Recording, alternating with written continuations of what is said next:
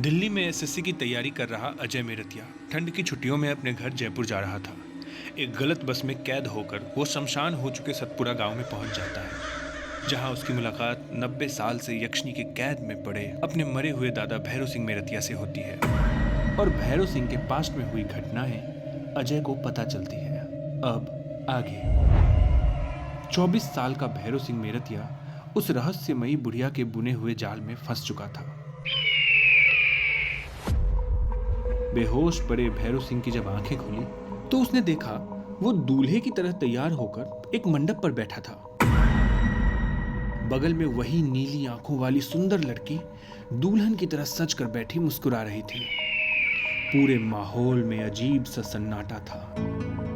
मंडप के नीचे कुछ प्रेत आत्माएं सर झुकाए बैठी हुई थी। भैरव सिंह की नजर महेंद्रू की बेटी पर गई, जिसके मुंह पर पट्टी बंधी थी, सर पे लाल टीका और गले में हड्डियों की माला लटक रही थी। उसे बलि देने के स्थान पर बांधा गया था, जो मंडप से कुछ दूरी पर था। बच्चे की हालत देखकर भैरव सिंह को कुछ समझ नहीं आ रहा था कि कैसे इस बच्चे की जान बचाया जाए। कुछ देर सोचने के बाद मंडप पर बैठे भैरव सिंह को एक उपाय सूझी। उसने वॉशरूम का इशारा किया और उस लड़की से जाने देने की रिक्वेस्ट की। लड़की को परमिशन देना पड़ा। भैरव सिंह मंडप से उतरकर सीधा वॉशरूम की तरफ चला गया।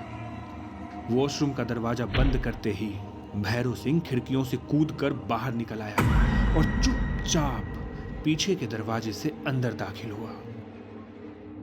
उस बच्ची के पास पहुंचकर उसके हाथ पैर में बंधे रस्सी को खोल दिया और उसे अपने गोद में उठाकर वहां से भाग खड़ा हुआ।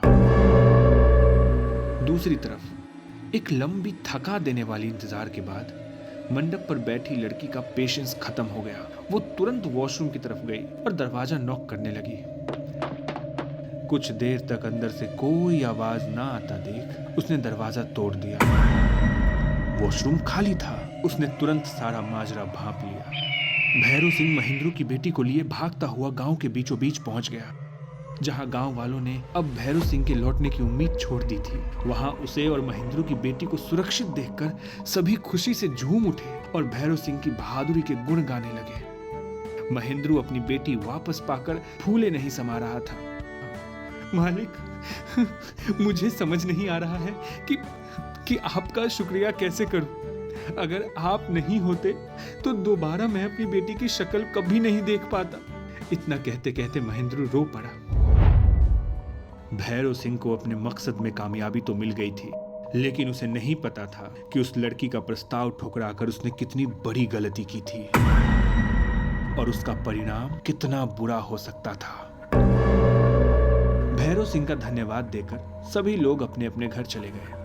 भैरव सिंह भी वापस अपनी पत्नी और बेटे के पास अपनी हवेली पर चला गया। जमींदार भैरव सिंह इस बात से आश्वस्त था कि अब वो उस रहस्यमयी बुढ़िया के चंगुल से बाहर निकल चुका है। लेकिन उसी रात भैरव सिंह को एक सपना आया, जिसमें उस बुढ़िया का चेहरा अचानक बदलकर धीरे धीरे खतरनाक रूप में तब्दील हो रहा था। उसकी आंखों में क्रोध की आग जल उठी और उसने गरजते हुए कहा, तुमने एक यक्षिणी का प्रस्ताव ठुकराकर बहुत बड़ी गलती की है भैरव सिंह। अब इसका परिणाम तुम्हारे पूरे गांव को भुगतना पड़ेगा। भैरव सिंह का दिल दहल उठा। वो तुरंत नींद से उठ बैठा। पसीने से लथपथ भैरव सिंह ने चैन की सांस ली। ओह, ये सपना था। उसने बगल में रखे पानी का ग्लास उठाकर पानी पिया और ये सोचकर फिर से सो गया कि शायद बीते घटनाओं ने मेरे दिमाग पर बुरा असर डाला है, जिस कारण मुझे अभी भी भयानक सपने आ रहे हैं। अगली सुबह गांव में सब कुछ सामान्य लग रहा था, लेकिन शाम होते ही गांव में अजीब अजीब घटनाएं शुरू हो गई। पहले गांव के पशु बिना किसी कारण मरने लगे, पेड़ों के पत्ते सूखने लगे और अचानक खेतों की फसलें जल उठी।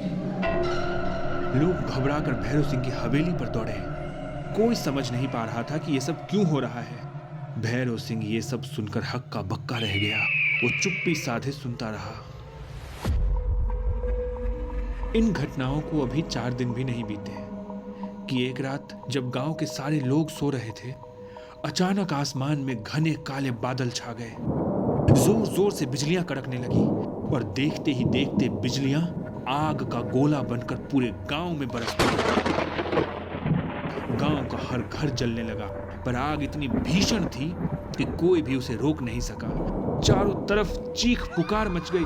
गांव का यह माहौल देखकर भैरव सिंह को समझते देर न लगी कि ये सब उसी यक्षिणी का काम है। उसने गांव को बचाने के बारे में सोचा, पर उससे पहले उसने अपनी पत्नी और बेटे को एक नौकरानी के साथ अपने किसी रिश्तेदार के यहाँ जयपुर भेज दिया, क्योंकि उसे पता चल चुका था कि उसका सपना कोई सपना नहीं था और ये यक्षिणी अब उसे जिंदा नहीं छोड़ेगी। धीरे धीरे करके गांव के सारे घर जल गए और कितने ही लोग जलकर मर गए। भैरव सिंह अपने बचे हुए गांव वालों के साथ जंगल की ओर दौड़ा।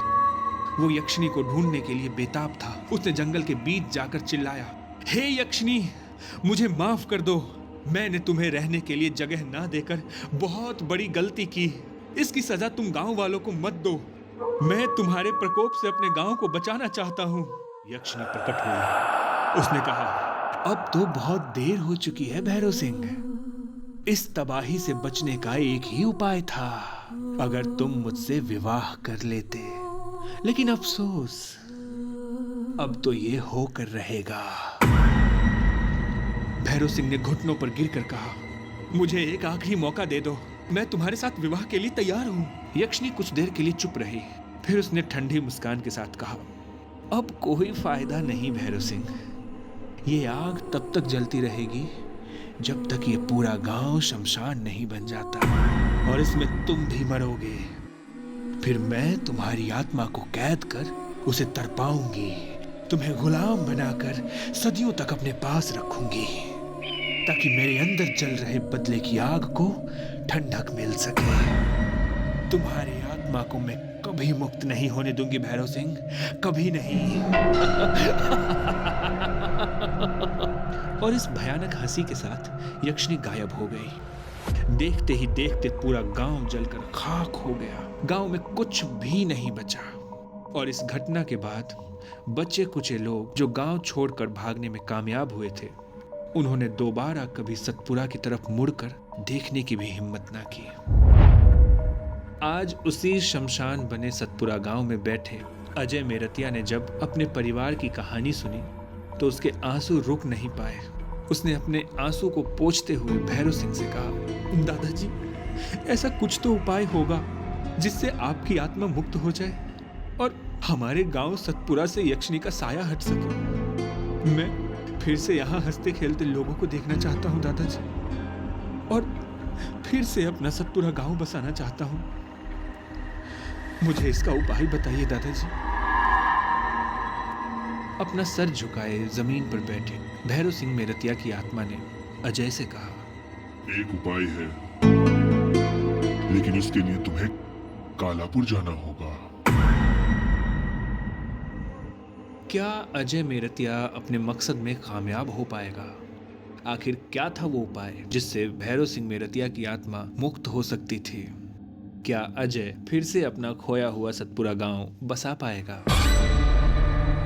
या फिर कालापुर में इससे भी बड़ी मुसीबत कर रही है अजय का इंतजार? इन सभी सवालों के जवाब जानने के लिए सुनिए यक्षिणी का रिवेंज, सिर्फ हमारे YouTube चैनल सुनो ना FM पर। सब कुछ सुनो ना। आगे भी मजेदार और रोमांचक कहानियां सुनने के लिए सब्सक्राइब करो ना हमारे सुनो ना FM के YouTube चैनल को। Thanks for listening.